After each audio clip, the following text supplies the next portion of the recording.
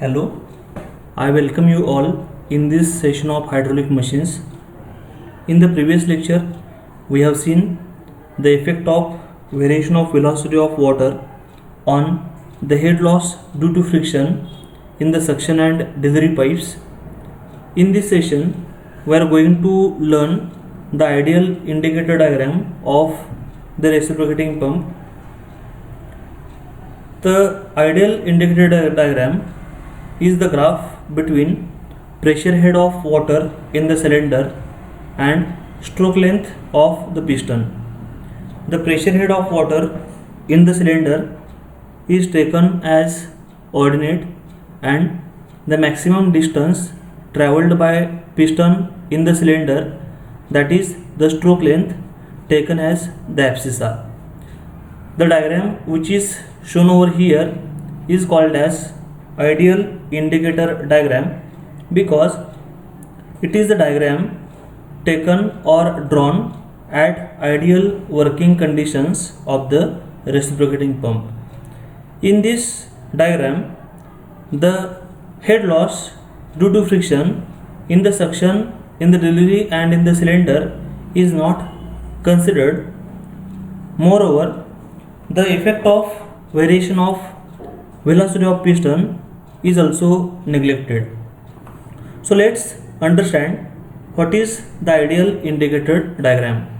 Now the horizontal line which is shown by dotted line here is representing atmospheric pressure head whose value is 10.3 meter of water. The suction stroke is at below than atmospheric head lines because to create suction, pressure head of water should be less than atmospheric pressure head.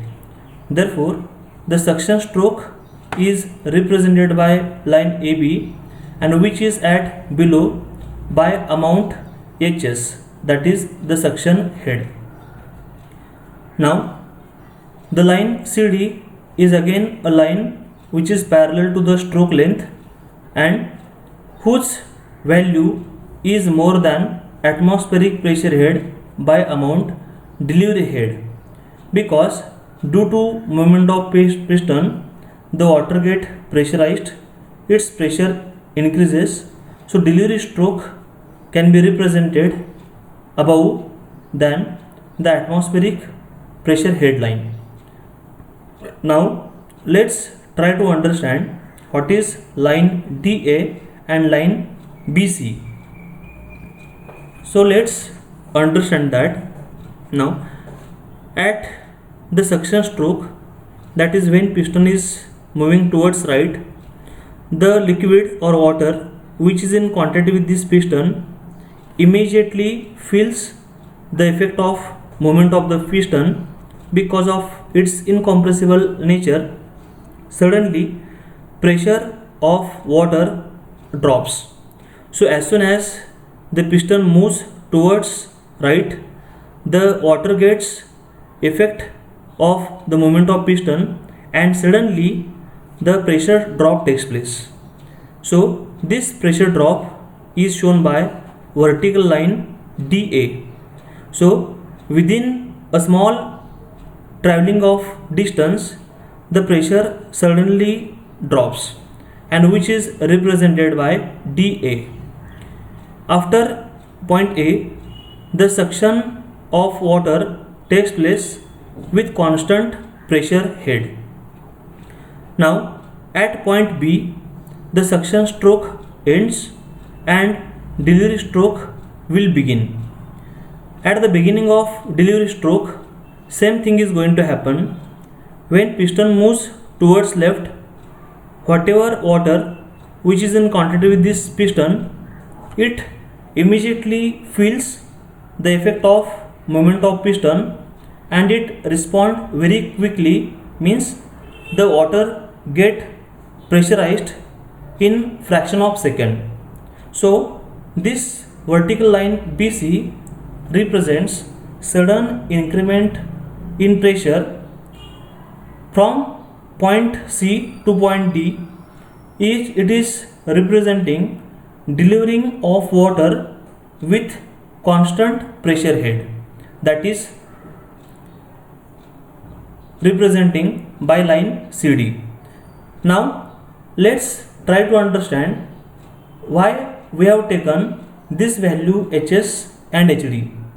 To understand that, let us apply the Bernoulli theorem between 2 points. First point will be taking on the free surface of water. Second point will be taking at the entrance of the cylinder. So let this point is small a, and in the entrance of the cylinder the point is capital A. Now we are going to apply the Bernoulli theorem between these 2 points.